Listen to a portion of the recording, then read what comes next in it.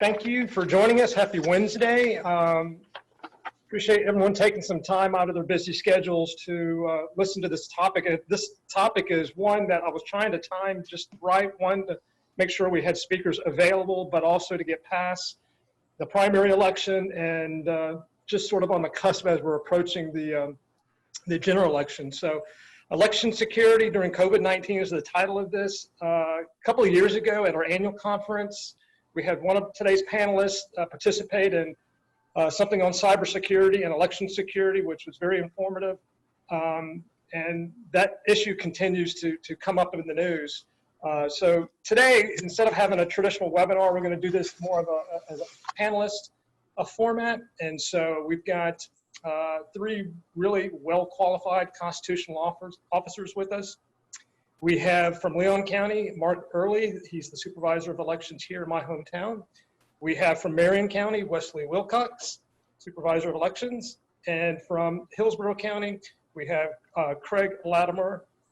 And I appreciate y'all coming and participating on this. So as I mentioned, this is a really important topic on election security. And one of the things I wanted to talk about today is to just to get some comments is the whole issue of mail-in balloting. That's really becoming more and more in the media. And I'd like to just, maybe start with Mark. If you could just give us some background on this.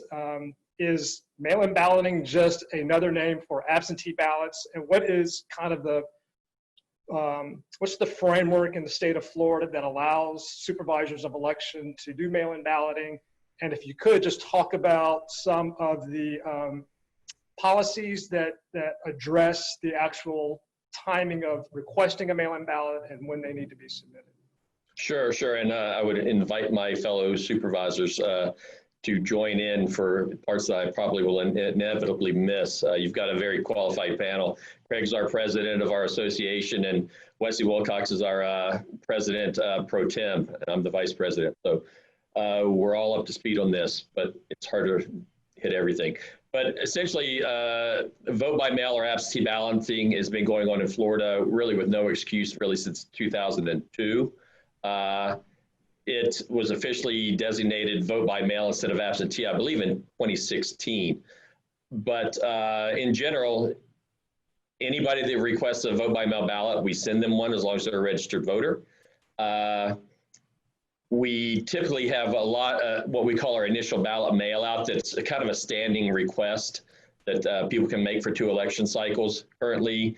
And it's a very inflated number over normal years. In Leon County, we have just right at 75,000 vote by mail ballots we're going to be sending out during our initial ballot window, which is September 24th through September 31st for our domestic civilian and domestic military folks that are requested to vote by mail. The deadline by which you must have sent out overseas ballots for this election cycle is September 19th. And that's 45 days out from the election. Then you've got a 40 to 33-day window for standing requests. Certainly, we get daily requests, and those begin after that window opens. And so we have a 2-day turnaround from the time we get a request into our office during that daily period to the time we get the ballot into the mail. We have a 2-day turnaround. Many of us use vendors to accomplish this task because it's just for our facility size and our staffing levels, we just cannot handle this increased volume. Leon, we do a hybrid. We'd have a vendor do our initial mailings, but we do any supplementals or daily mailings after that. We also do our overseas in-house. We had a statute change, I think it was in 2019 or 18, where we, I think it was 19, where we backed up the last day to request a vote by mail ballot from 6 days out from the election to 10 days out from the election. Some of the pushback we got for that was people were claiming that disenfranchised people and made it more difficult to get vote by mail. Our argument was completely to the contrary of that, was that we were giving people a false sense of hope. If they requested a vote by mail 6 days out from the election, we had 2 days to turn that around so it doesn't hit the mail until 4 days out. The Postal Service just cannot guarantee that those ballots will be delivered to the voter and been with time left to send them back to our facilities. So here in Leon, we've definitely seen a decrease and the number of late ballots, and that was by design. That's why we asked for that statutory change. So I think that's been very effective.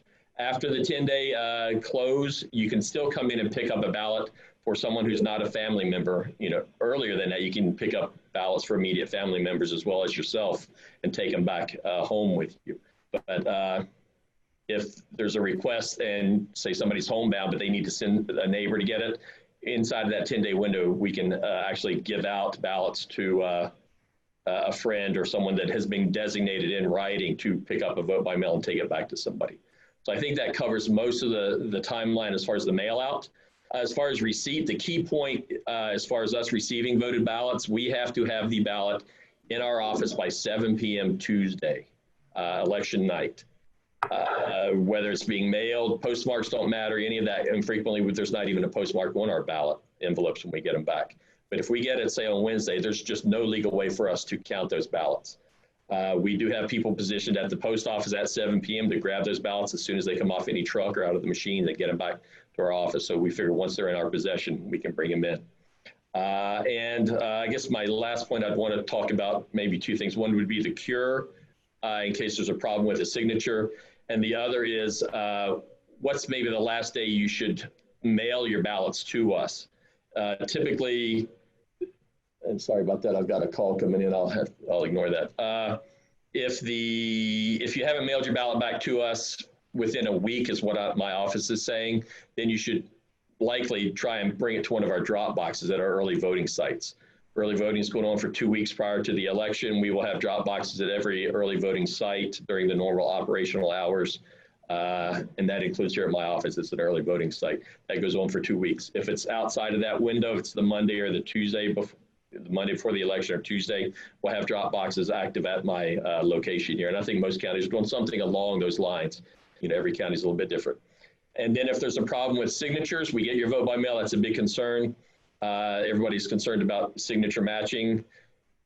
First of all, the number of signatures that are rejected or ballots rejected because of a signature mismatch is very, very small, well under 1%.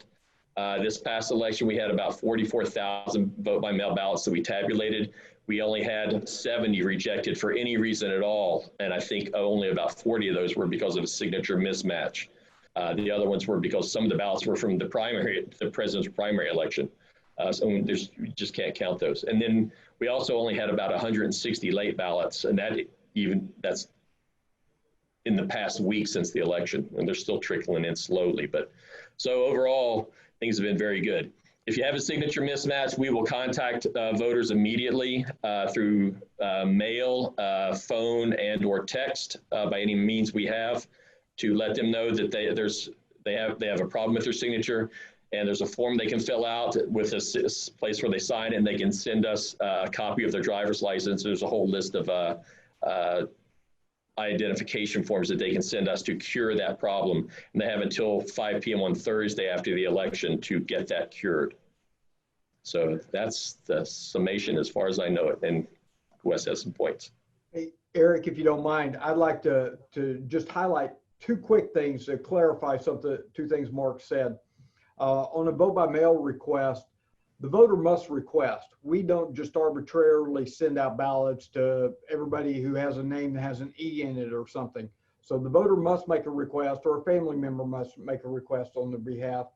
And also clarify during the 10-day pickup window, if you're coming in and picking up a ballot for someone other than yourself, you must have a signed note by that voter, and we will verify that voter's signature, making sure so that you just can't walk in and say, hey, I want to pick up 10 votes or 10 ballots for my neighbors. You must have signed documentation for that, but everything else was really, really good. So, Yes, Wesley, that's saying a lot. Thank you. Mark, you mentioned Florida. There are no conditions for allowing supervisors of elections to allow for mail-in balloting. Do other states have some sort of condition? In other words, you have to have a pandemic like we have now, or you have to meet some other threshold? Just a request. We're considered a no excuse state. So my next question this is still on the mail-in ballots, Mr. Latimer. did you have an uptick in the number of mail-in ballots for the primary versus what you've seen in previous years, and how big was that? And from a staffing perspective, how did y'all handle that? Yeah, absolutely. We saw a tremendous uptick. I've got over 900,000 voters in Hillsborough County, and right now I've got about 350,000 standing requests for vote by mail ballots. In the primary election, we saw 68% of the vote came through vote by mail, 12% early vote, 20% on election day. We're a larger office. We have the machinery to do this. We do all our own inserting, sorting, bringing it back in. We're capable of doing about 40,000 vote by mail packages a day per shift. If we have to run 2 shifts, we do that. So it's just a matter of ramping up some personnel, basically. And another great point around vote by mail, and I know we'll probably talk about this a little bit later too, but the legislature's done a good job of putting real good laws around vote by mail in Florida to make it a safe and secure process. In addition, by law, we are allowed to start processing those vote by mail ballots 22 days before the election, so that we're ready on election night to push those unofficial results out immediately. So that is a tremendous benefit to us. There's a lot of states that don't do that. I mean, imagine I'll get back easily. I'll have way over 300,000 ballots will come back for this election. There's no way you can start on election night trying to process these ballots and expect to have results for a while. So how do you, Mr. Latimer, how do you encourage people to, if you got 22 days, to go ahead and send those in as quick as you can? How do you communicate that to the public so suddenly the day before you got a surge and you can't, you're up all night? Yeah, we've really done a lot around that marketing of telling people to get the ballot back in as quickly as possible. We actually printed on our envelopes, matter of fact, to allow 8 days for that ballot to come back. But people will vote them in different, we'll see the way they come in, and you'll kind of see, the first couple of days they're dribbling in, and then they start to really start showing up. So that, we just continue to encourage the people, don't wait till the last minute, and especially now, there's been a lot of rhetoric about the post office, and we're encouraging people. I think Mark already hit it, that any early vote site during early voting, you can drop that vote by mail ballot. We've actually gone to pop-up tents. We've got a drive-through where you can just drive up and drop it off. And then my 4 offices, of course, we have those staffed, and we will be open 7 days a week during business hours. And of course, early voting, it'll go from 7 to 7. So, and this question may apply more to Mr. Latimer than to maybe, a medium-sized county like Marion and Leon, but there were reports in the Washington Post, New York Times, from the United States Postal Service that says effectively that whatever dates that local governments or supervisors of election have moved to accommodate mail-in ballots, that the Postal Service may not be able to accommodate those. I think they highlighted, a couple of critical states, and Florida was one of those. So I don't know if you can speak to. I can. I think that what that actually referred to was the letter that I saw talked about if somebody orders a vote by mail ballot on the last day, and Mark talked about this too, that 10 days before the election is the last day you can order a vote by mail ballot. And we've got 2 days to turn it around. So we're not even getting it in the mail until 8 days from the election. And if it takes 3 to 5 days to get to the voter, there's no way the voter's going to be able to put that in the mail and get it back. That was my understanding of what the post office wasn't ensuring could happen. And that's pretty easy to understand when you just look at the timing of it. But I will tell you that this last election, in the primary election, I was looking at postmarks. I was looking at when envelopes were signed, and things in my county, we were literally getting them the next day. So it was a good turnaround. Now, some from out of state took several days, and of course overseas took longer than that a lot of times. Well, then can we talk about the safety and the security of the mail-in ballots? I don't know if Mr. Wilcox, you want to take this question, because certainly there's rhetoric floating around that it's not a safe and secure process, and that my vote might be compromised somehow. I think probably one of the most impactful statements I can make concerning vote by mail is I vote by mail. I have the ballot mailed to my house. I receive it, vote it at the house, and then I drop it back in the mail. I know I could bring it into the office, but I do it just to prove that it's a safe and secure process.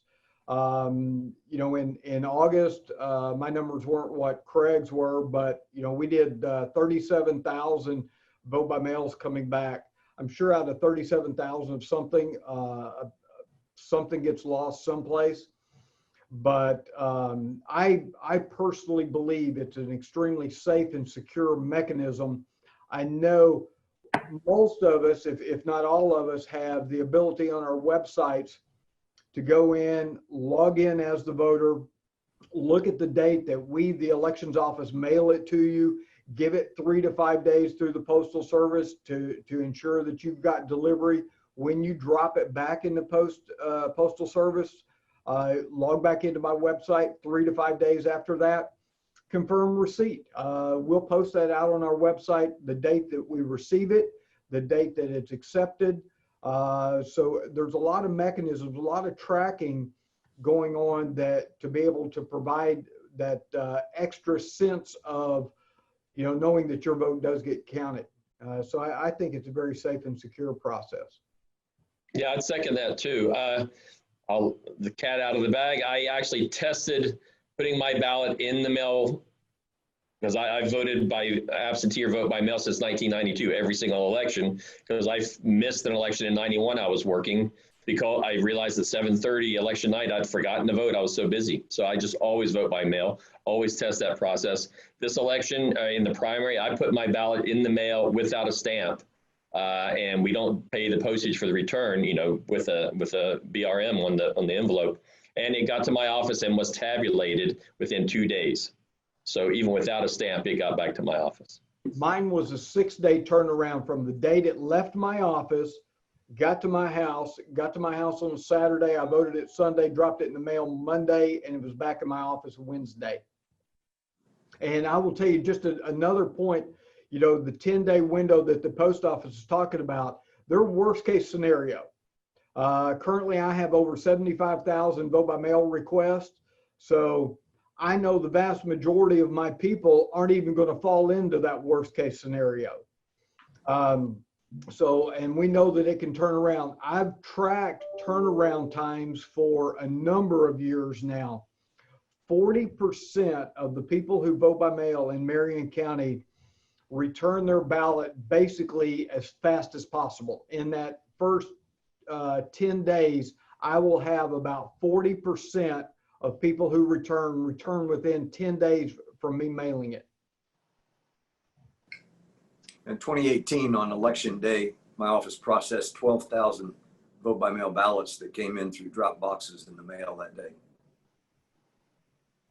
Yeah, we only got about 1,000 in the just past primary on election day, and we had those done easily by midnight. So I should have reminded folks at the beginning they can ask questions in the Q&A or the chat. We had jumped on the webinar so quickly I forgot to mention that. But there's a question, I think it was just answered, but I'm going to ask it again to see if there's a different system in the 3 counties. It just says, do you, as a voter, get confirmation that the vote was received and tabulated?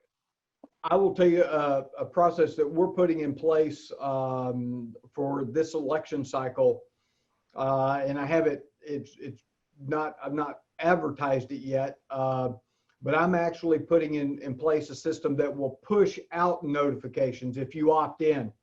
So you can sign up for this opt-in service, and so when it does get back to my office and it does get accepted, and under Florida statute, as soon as it gets accepted, that's deemed voted.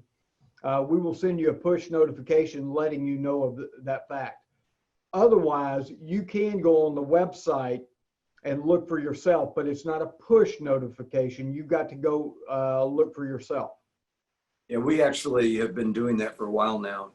You can opt in with a cell and or email address, and you will be immediately notified as soon as your ballot hits our office and goes through acceptance. You'll get a text that says it's been received. You know, if there's a problem, we'll be contacting you immediately.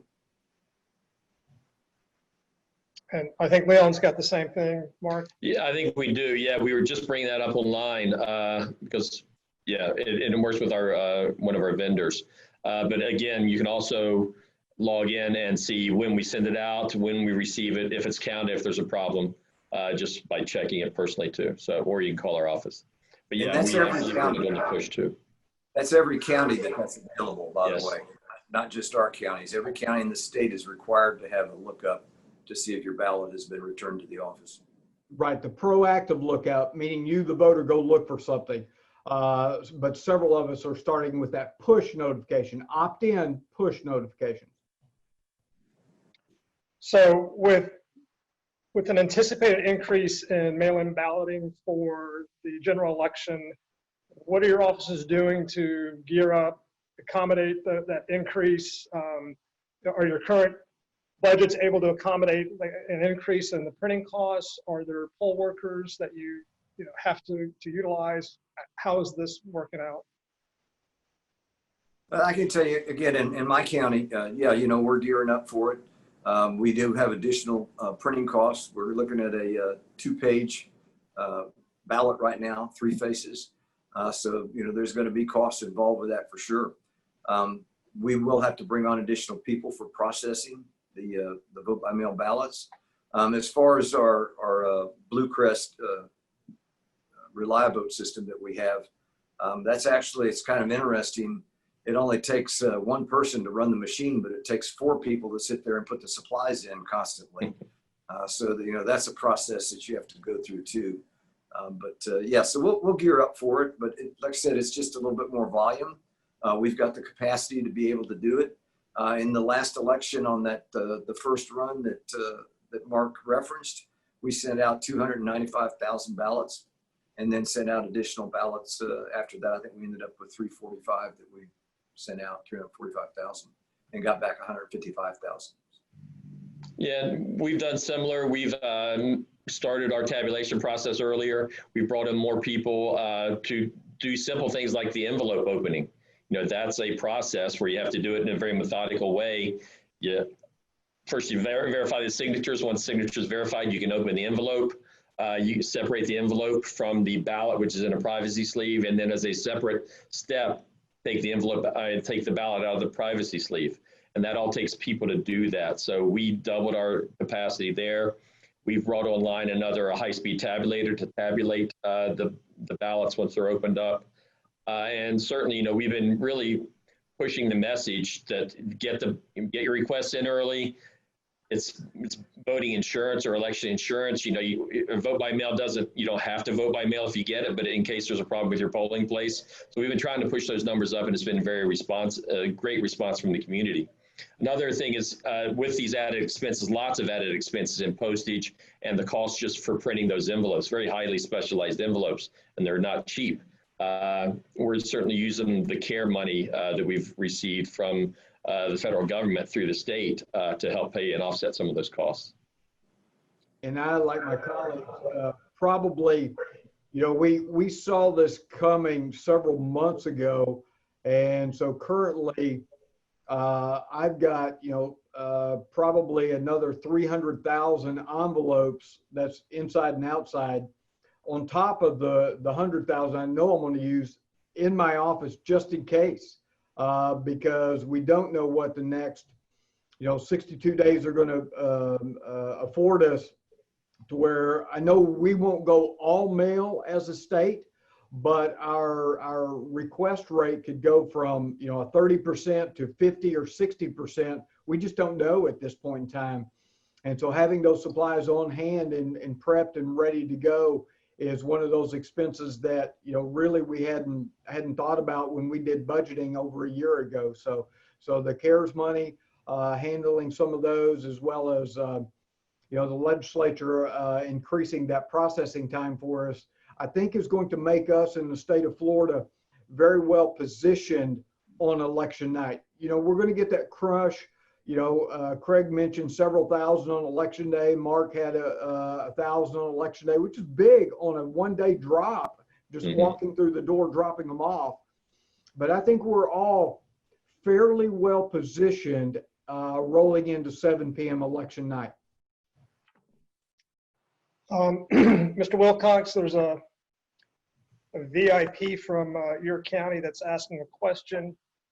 And the question is, I was recently at an event where someone was encouraging people to update their signatures on file with the supervisor of elections.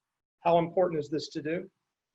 I will ask first off, who's the VIP, just so I know who I need to razz when we get off of here. But an updated signature is important to us, but what people don't recognize or realize, for the most part, there are very few voters out there that we only have one example of your signature. If you've shown up at one of my polling places in the last 5 or 6 years and signed in, because I use electronic poll books, I've got a copy of that signature. If you've ever voted by mail in Marion County in the last 6 or 8 years, I've got the copy of the back of your envelope. So people's signatures do change over time, and with minor, some people sign with a middle name, sometimes just an initial. But we've got a multitude of samples of signatures. I'll go back to the comment that Mark made earlier, and I'll give you my numbers. We accepted over 37,000 vote by mail ballots in August. I had 26 vote by mails that I had a signature mismatch on. So do the math. That's 99.9 something % acceptance rate. So we don't pull out our rulers and our magnifying glasses and making sure that you dotted the I 3/10 of an inch from the L. Are we reasonably sure those signatures match? And we are. I had 26 that didn't match, but they did not match. But we do want to update your signature. If you've had a drastic change in your signature from the last time you voted, please update. And the other myth that's out there with this is our signature mismatch in our criteria. I always get the example of someone that's a more senior citizen, that they've had an onset of Parkinson's or something like that, and the signature may get a little shaky or something like that. Those aren't the people that we have signature issues with. I'll let them confirm, but the biggest challenges we have are between the 18 and 25. Somebody who was 18 and they're a senior in high school, when they printed their name in block letters at 18 years of age, now they're out working in the real world and signing at 22, and it's some other scribble thing. Those are our biggest challenges. The 60-year-olds, 65, 80-year-olds, we've got 27 versions of your signature. We can reasonably be sure you sign that. The 18 to 25-year-olds, yes, we constantly want to get some version of your signature. Please update your signature anytime you feel that there's been a change. We're more than happy to accept those. One of the things that I tell people is to go online. You can do all this online. Update your registration and your signature. It pulls your signature from your driver's license into that file. So now if you forget how to sign your name, just look at your driver's license and you'll remember how.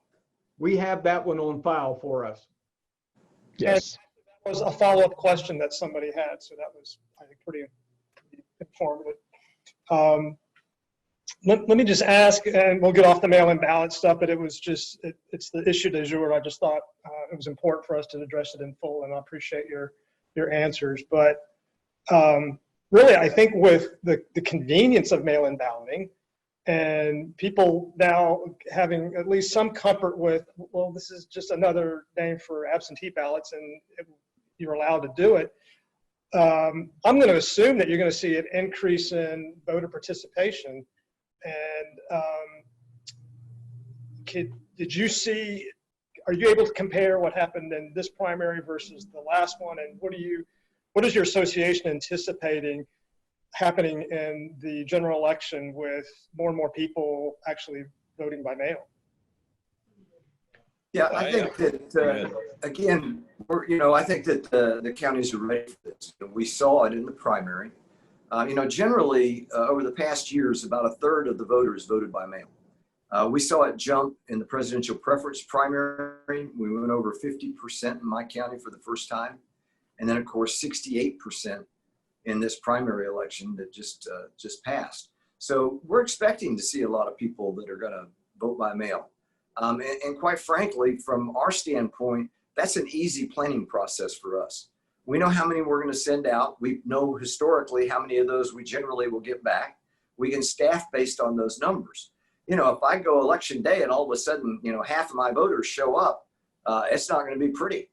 We're going to have people standing in line and waiting around. So, you know, we don't mind vote by mail one bit. You know, we like to spread the voters across all three methods, and we've got people that still want to vote in person, and that's fine.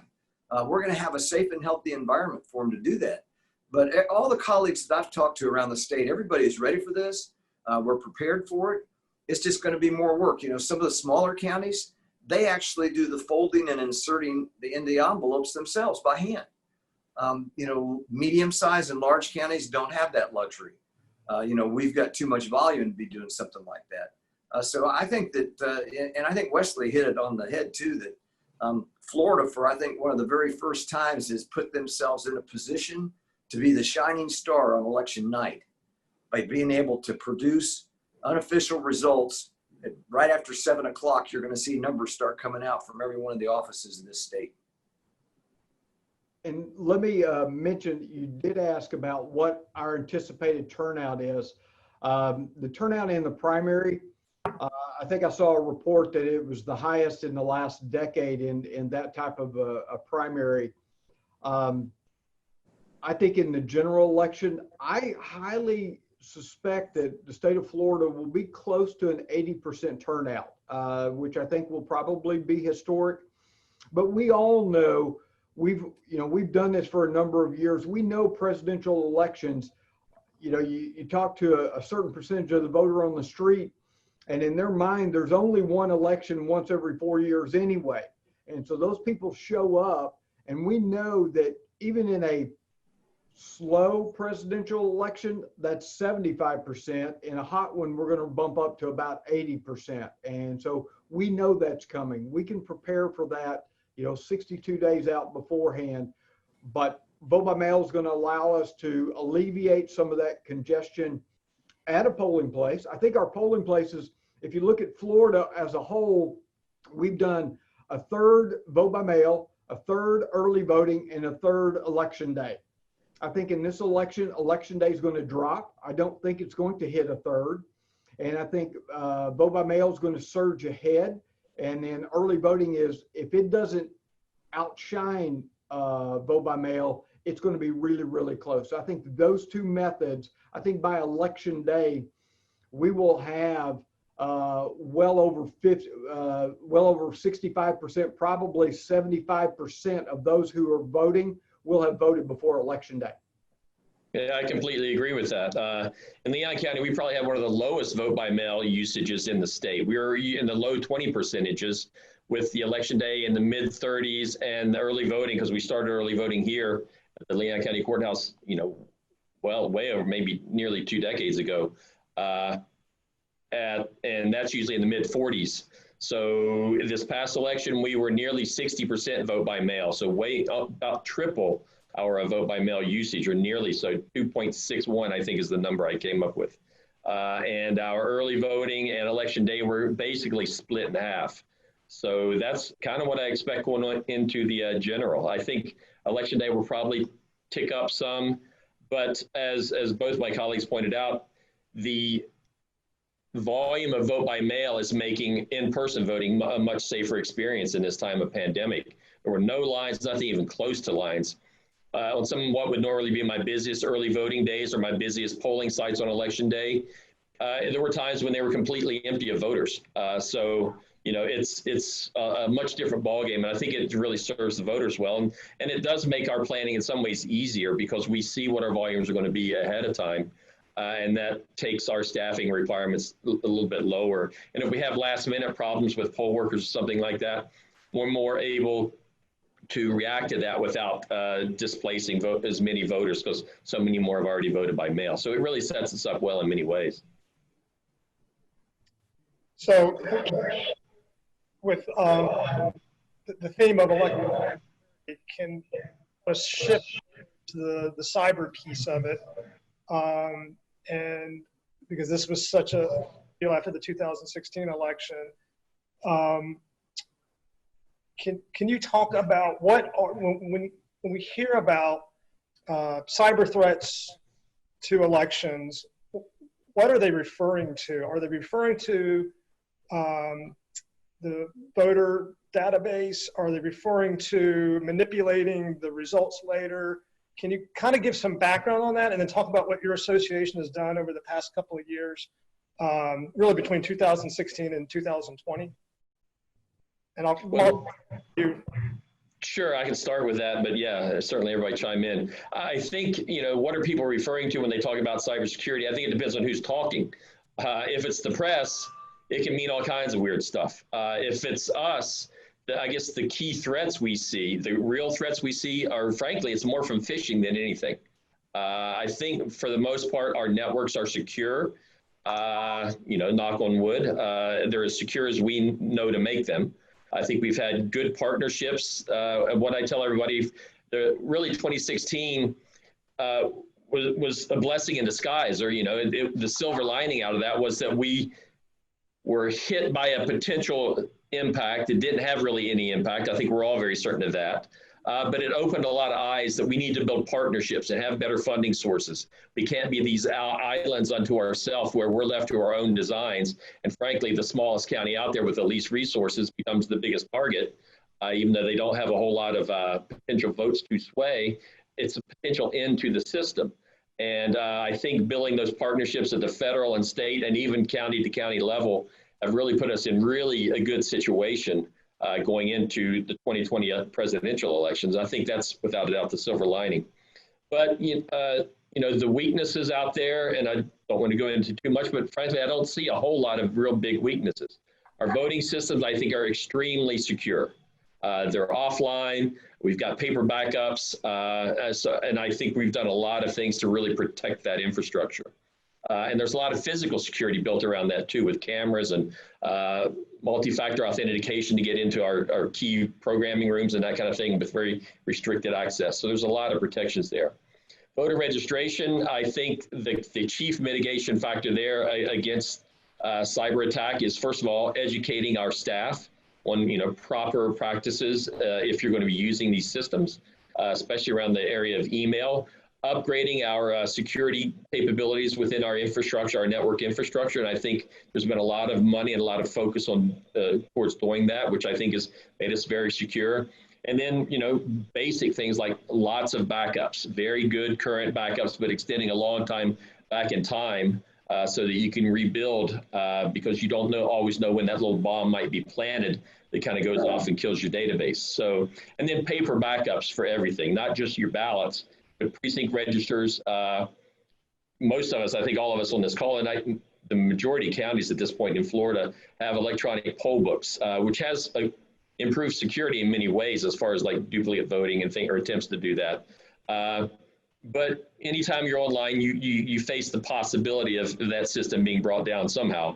But we've all got paper precinct registers, which are lists of voters who are allowed to vote at each polling place out there. And in Leon County, we had to use one on election day in the primary because we had a power outage way out the west side of town, and the backup batteries failed before we could get the generator up online. So I think for 3 voters, they went right to those paper registers and didn't miss a beat.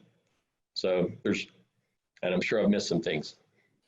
I think one of the most important things that people need to know is that our servers that house the election management system, they are not connected to the internet. They're not connected to our system in any way, shape, or form. It's a standalone air-gapped system. So, the chances of somebody getting in there are slim and none. Now, our voter registration files, those sit on our servers. Yes, we've got a lot of security around them, as Mark said. And I believe that, I think it's easy to say that in 2016, our election didn't get hacked, but our confidence sure did. And that's the thing that we saw.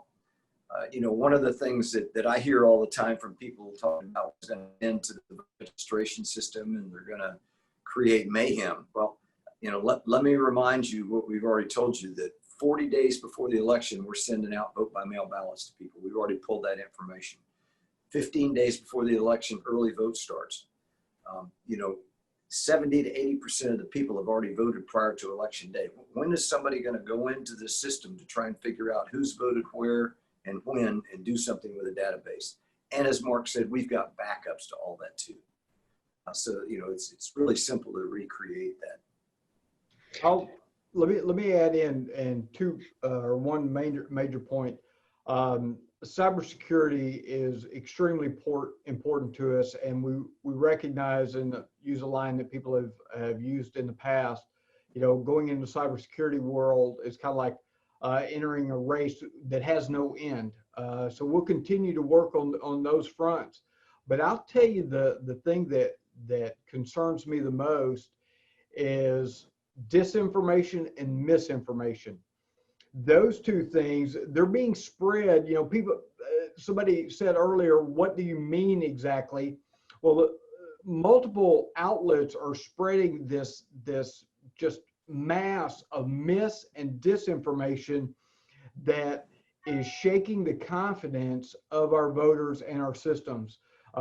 We've done everything that we can imaginable to our systems to ensure physical and true cybersecurity, but we have no control over the outlets, whether they be media, whether they be social, whether they be whatever else, of the disinformation that's getting spread at an exponential speed that we don't even know what the topic tomorrow is going to be. Some misinformation that we have to adjust to. The classic myths that we've talked about earlier are vote by mails don't get counted unless they're needed. That's a myth. They're counted and they're counted first. But those have persisted. But there's these other ones that pop up on a daily basis that spread like wildfire. So those are my concerns, the misinformation, the disinformation that's getting spread so rapidly. And those are the hardest to combat, but really, that's really been a lot of our focus. We're kind of wrapping. Go ahead. Your screen froze up on me, so I was talking over you. Go. Okay, yeah. So we're spending a lot of time and a lot of resources monitoring social media, especially comments on our pages that, if we don't respond to, kind of get, the de facto nod that, yeah, maybe that's right, because we're afraid to respond to that. So we're spending a lot of resources trying to set the record straight through social media. But really, I think within the cyber infrastructure that we're all an integral part of, a lot of the focus really has shifted to that social media and that misinformation campaign, because it's not an undermining of the capabilities of the system. It's an undermining of the trust in the system that's really hitting us the hardest, has the most potential impact to our democracy. Yeah, and Mark, I think you answered my last question, which I was going to turn to your president of your association. I'm just sitting here. I'm more and more convinced that the election is safe and secure, whether it's mail-in ballot or in person, just by listening to this conversation. But if, Mr. Latimer, you want to just make a couple final comments about that, on what your association is doing to inform the public and making them feel, very secure about their vote? Yeah, we're really trying to get the word out to what Wesley and Mark talked about, is that, get your information from a reliable, trusted source. And I would tell you that, social media is probably not one of those trusted, reliable sources.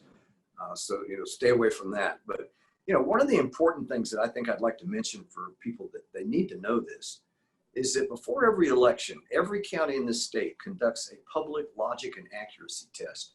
So we take a random sample of the tabulators that are going to be used at early vote election day and the high-speed scanners for vote by mail. We put what we call a test deck through these machines. We know what the outcome should be.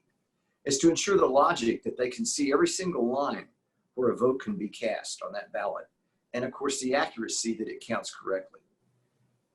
The machines are then locked down, sealed, sent out into the community. Voting takes place. After all that, when they come back, there's another process. There's a manual audit that occurs. And that can be done one of two ways. You can either have your canvassing board randomly select a race and precincts, and then you go find all the ballots, vote by mail, election day, early vote, and you hand count those ballots to ensure, once again, the accuracy of your tabulation equipment. The other method is to use an electronic audit system. And that's what two of us on this call do. And I actually audit 100% of my ballots with this system. This is a certified system by the state to show that the machine is in fact counting the votes and counting them accurately. So, you know, there's a lot that goes into this with checks and balances. We know how many people checked in. We know how many votes were cast in that particular polling site, precinct, vote by mail, whatever it may be. So, I think that if people continue to look to trusted sources to get that information, and by the way, your supervisor of election is a pretty darn good trusted source. So if you got a question, pick the phone up and call their office. They'll be more than happy to talk to you and get rid of any myths that might be out there that we're still dealing with. So I just want to thank you for the opportunity. You know, we've got 67 great supervisor of elections in this state. They're the biggest advocate for the voter that you could ever imagine. And we're here to make sure that we're running elections in a nonpartisan manner and getting anybody that's eligible to be registered to vote registered, and anybody that's registered the ability to cast a ballot. That's great. Really, on behalf of the Florida Association of Counties, I want to thank all three of you for your professionalism, your leadership, and ensuring that votes are safe and secure. And I know you got a lot of work ahead of you over the next several weeks. Wish you all the best, and I appreciate your time for coming on this panel today. And Mr. Wilcox, looks like you found out who the VIP was. I did. I found Michelle. Thank you, Michelle. All right, and thanks for everyone who were able to join us today. I appreciate it. Thank you.